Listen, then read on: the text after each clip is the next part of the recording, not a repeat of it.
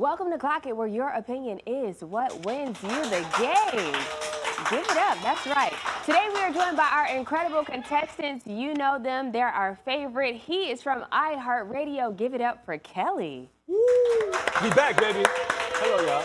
How you feeling, Kelly? Man, I'm feeling exuberant. A lot of energy in the studio today. Oh, exuberant. We love that vocabulary word. And she is our favorite fashionista, known on Instagram. Give it up for Devyni. Hey, y'all. What's up? Hey, Devyni, you look great, girl. Thank you. This is my favorite color, so I came here for the people today. Okay, I'm loving the fit.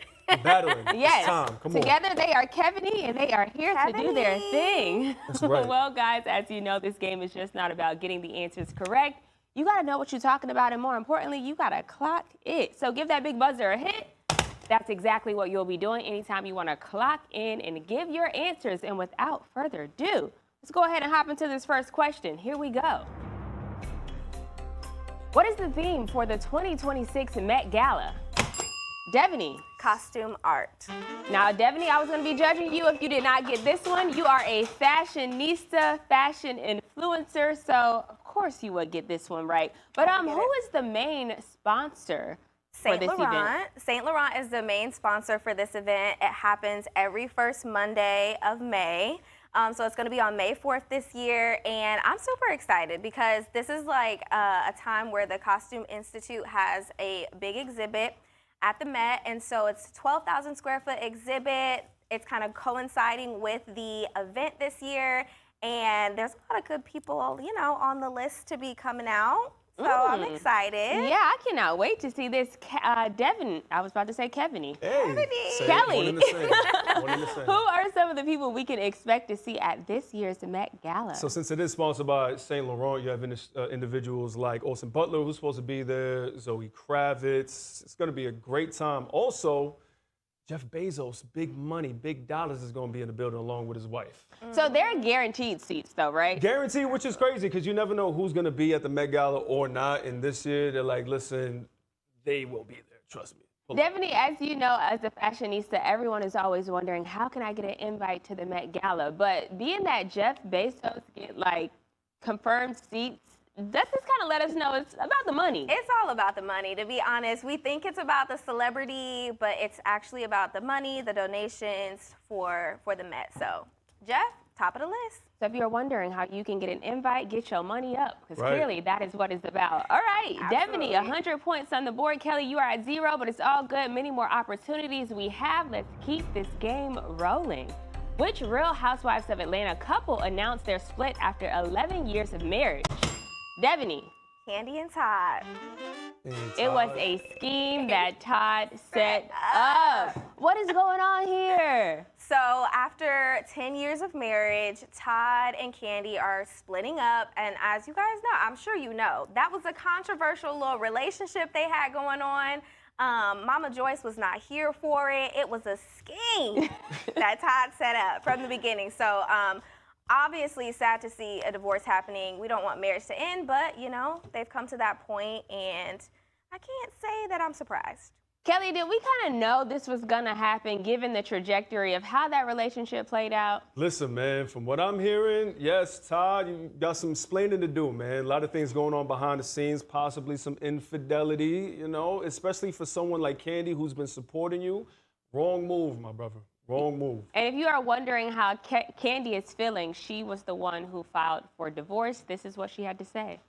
I am up and down. And to be clear, yes, I filed Friday, but, you know, this is something that, you know, has been brewing for a while. So all the times you've been seeing me online like, all of that means nothing. I've been going through it, y'all. I've been going through it. Life has been lifing me. Devyni, how do you think Mama Joyce feels about this all? Girl, Mama Joyce is probably excited. She was not here for that relationship, especially in the beginning, how they started. I mean, I have to agree with Mama Joyce. If your daughter is such a star like Kandi, and then she, you know, gets in a relationship and marries someone that's working behind the scenes on a show that she's the star of, I mean, it wasn't sitting too well with Mama Joyce, so I think she might be happy about this one. Mama's always going to be protective, and if she feels someone's an opportunist in that situation, she's going to speak up. That's what I love. about y'all ladies, our mothers, we need you because, you know, Candy wasn't trying to hear all that. But here we are, fast forward, 10 years, and unfortunately this has happened. But isn't that something real, though? She's like, listen, all the times that I've been smiling in your faces, like, I was going through some stuff in the background. That's some real life stuff, Candy. I think we all can relate to that. We are always, at times, putting on a great face for the camera, even when we are going through things. All right, Kelly, you got to step your game up because Devyni has 200 points on the board. These were for her. Those questions were for her. Okay, you're being a gentleman. I mean the topic. Here. No, I'm trying to win. Oh, okay. Well, we're going to see if you're is. trying to win. Let's move it on to the next question. Which artist lands at number two with the year's biggest debut for a female R&B artist? Okay. Kelly. Summer Walker. I see you making that comeback. Summer Walker, a.k.a. Pizza Hut. Just kidding. But what's going on with Summer? She's breaking records, I see. So Summer out here doing well, number 2 on those charts, and especially for her, this is her 4th time in the top 10 of the Billboard 200. Great album out, you know, it has everybody from Teddy Swims on there, Chris Brown, Brent Faiyaz, one of my favorite songs with that one. But overall, you want to talk about a perfect time to get some sort of free publicity, I guess you could say. That Pizza Hut situation is exactly it. Devyni, talk to us more about this Pizza Hut situation. Why is the internet calling her Pizza Hut? Okay, so there was like, I think a voice recording or a voicemail or something saying that she wanted to be Rich the Kid, right? Side piece. And she was here for it. And the Pizza Hut came from the fact that she was like, I don't care, put me in your phone as Pizza Hut. She ain't got to know. I just want to be on the side. Summer. The whole point of the trilogy she dropped is that she was over it. Right. She's clearly not over, you know, just doing what she does. It is what it is. This Pizza Hut thing blew my mind because I think I've heard of it and I've saw it, like men have done that before, but I've never heard of a woman like enforcing the narrative of like, hey, do this for me, it's okay. So much so that now the ex is sending pizza boxes to her house. Like Pizza Hut is actually being delivered to her house. She said, you want to be Pizza Hut that bad? I got you. Nah, that's I'm going to deliver these pizzas to your house. That's a great troll. I love that troll. Like, you want to be petty, you want to try to get what's mine? Well, guess what? I'm going to send you a little care package, Pizza Hut. Just stay on that side, okay? That's the level of petty that I am. So kudos to Tory Briggs, although she's saying that she did not send these pizza boxes to her house. I don't know if we believe that. But if you did, girl, this is my level of petty. I am here for it. All right, Kelly, you are up, but not so much. 100 points on the board. Devyni, you are at 200. We have one more question left in this round. Let's keep this game rolling. Which Miss Universe contestant had an onstage fall? Kelly. Miss Jamaica. She unfortunately did have an on-stage fall, and she kind of fell pretty hard. Yeah, it's one of those things, you see the video and your heart kind of stops because it's as if we're on this stage right now. She's walking off saying hi to everybody, and she literally falls all the way down. But kudos to the, you know, Miss America pageant because they released a statement saying, listen, we've covered, as we see the video right there, we've covered everything behind the scenes in terms of for their family, travel, even having aides along with the family to make sure that everything is good. And initially, you see that fall, and everybody was wondering how she was doing. Initially, the reports were kind of bad, but now she's doing better, on the way to be outside and discharged from the hospital. So get better soon, Miss Jamaica. There's a lot of controversy surrounding this pageant. Like, they have had thing after thing after thing happen. The latest has been a scandal with one of the judges quitting. Yeah, so the judge, he is not happy. He is putting up a lawsuit against the Miss Universe pageant, saying that there was corruption and false judges kicking people out and putting people in, and it just wasn't honest, okay? And he was not here for it. So he's laid out. He knew that Miss Mexico was gonna win. So that right there, he said something was scheming behind the scenes, and so it was Todd. Okay, Todd. It was a scheme that Todd set up. Okay, it was all a scheme that Todd set up. But yeah, it was scheming back there, and he wasn't happy with it, and he's letting it all out. He's trying to get to the bottom of it. This is interesting, Kelly, because the kickoff to a lot of this controversy was Miss Mexico, who started it, and then she was the one who ended up winning. It's kind of like, was this all a setup? Yeah, initially, in that clip that went viral maybe like 2 months ago or something like that, you see her kind of getting ostracized by one of the people who are a part of Miss Universe, and all the ladies got up in support of her and walked out. So you're right, it is kind of weird that that happened to her, but then she ended up winning it Yeah, I'm starting to believe this judge, although the Miss Universe pageant is saying that that is not true and these things did not happen. All right, Lying. guys, well, that brings us to the end of round 1 of Clock It. And both of our contestants are tied. 200 points they both have on the board. Kelly made a comeback, although I thought he was not. He did. And when we return, these two will continue to battle it out for round 2 of Clock It. Don't go anywhere. Ooh.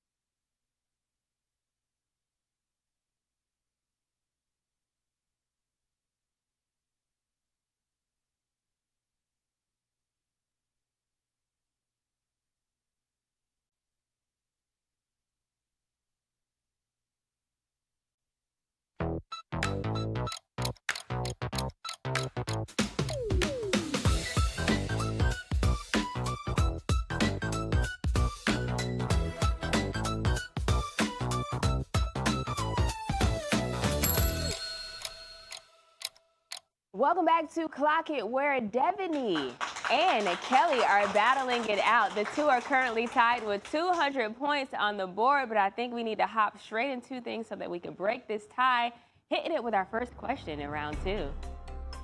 Which artist is receiving backlash online for saying kids don't need to know how to read? Kelly. Joel Santana. Now, in 2025, if you think I'm lying, if you think I'm playing, check it out for yourself. By the time they get to 9th grade, they should be just learning how to start businesses These kids can't read, and how to. But they don't really need to know how to read. Wait, to stop. survive. But I ain't gonna say that. I say that. I say that respectfully. I'm not saying that in a way to be illiterate, because you're not supposed to be illiterate, but you can. What's more important, reading or math? Math. Kelly, I don't have no words. Go, take it. So first off, shout out to the No Funny Ish Show where this clip comes from. Shout out to them. They just signed a deal with Revo. Can I get a round of applause for them? Congratulations, Shin, DP, Kenny, and all that. But yes, so Joel says that, and I understand from, I'm from Harlem, they from Harlem. You come up from the bottom. Not everybody, has to have the book smart. You could be street smart, but this is completely different, Joel's. You have a phone that you carry with you each and every day. You're just gonna swipe through and not understand what's going on this phone. You're not gonna understand what's on menus. You don't know how to speak. There's so many things, critical thinking that comes with reading. And you need to know how to read, Joel. Yeah. Come on. Devyni, I think the most important thing is in order to read the number, you have to know how to. Right. He said they need to be starting businesses in 9th grade. They can't read. They can't read. They don't need to know how to read. How they starting a business? How are they gonna run a business? Maybe that one was crazy. I guess I don't understand the logic behind it, right? Like, in my opinion, reading and math would go hand in hand.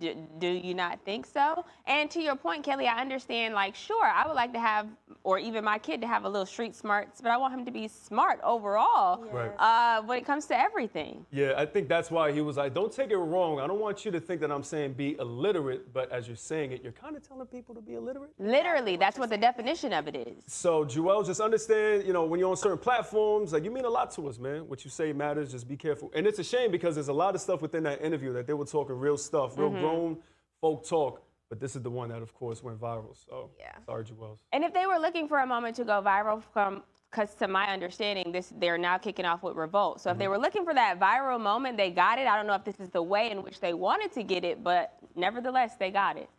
That's all I got to say. All right, Kelly, 300 points. You are up, finally.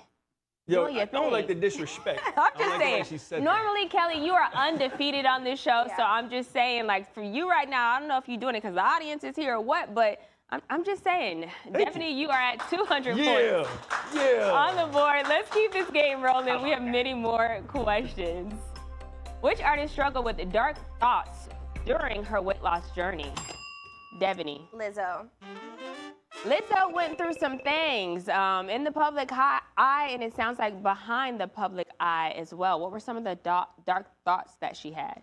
She was definitely going through some depression and having suicidal thoughts. And so actually that kind of catapulted her into her weight loss journey. All the things that she was dealing with, from the loss of her dad, the internet trolls, the lawsuit that she went through. And we all know how that lawsuit was going down on the internet. So that kind of led her into this weight loss journey. And she described it as like a time of her not only shedding the weight, but shedding all of that weight that came with all of those situations. So I believe that was a great thing. I mean, I hate to have to go through hard times, but sometimes those hard times are what really catapult you and take you to that next level of life, of health, of, you know, just bettering yourself. Kelly, for the viewers at home and for our live studio audience, kind of break down this lawsuit that she had going on. So the lawsuit was from like some backup dancers of hers while they were on tour, saying that just the work-life balance and how they were treated on tour. Also, there was some talk of sexual harassment as well behind the scenes. Now, one of the reasons why, and I'm all for people being as healthy as possible, but I feel like she may be taking the victim mentality here. When you think of that whole lawsuit situation, she didn't say she didn't do it. Yeah. She did. So overall, we're out here. She's like, listen, this happened, and I'm glad you lost the weight and all that, but listen, I'm just not for the victim mentality. I have to say it is very interesting because she came out on this whole body positivity thing. And so the internet, when she got backlash, it was kind of like, well, you told us all to be big and love our bodies. So what made you, not to say that she isn't allowed to change her mind or want to lose weight, but it was just interesting to see, like, you promoted this for so long and now we see a different version of you. So I'm not saying that the hate was warranted, but I kind of see the side of it that's like, wait, what? You told us to live in this, you know? What you portray, and if you go the opposite, people are going to call you out on it real quick. Yeah, especially the internet. Exactly. This day and age, 2025, they are not playing with you. All right, both of you are tied, 300 points. Again, let's break this tie. Next question, it is, which celebrity says their body count is 10,000 people? Kelly? Ray J? 10,000 is a wild number. One. He probably like Jewels and all, he don't know how to read a count, because 10,000 is crazy. Well, if you don't believe it, if you do not believe it, yeah, great question. Studio audience, is 10,000 a lot? Okay, they are saying it's nasty. Well, if you don't believe me, this is very much what Ray J had to say out his own mouth.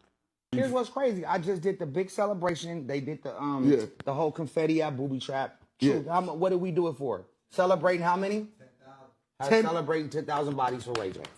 I couldn't believe he got 10,000. Yo, let me shake your hand. You deserve props for that. Well, that's a lot. I'm not going to cap. It's probably like 11,900. But why you not counting? I say 11,900. I don't know if that's for sure, but I know at least 10 once I got all the way there. 10,000, 11,000, it's all a lot. Like, that's a huge number. He was about to say 11,000. 11.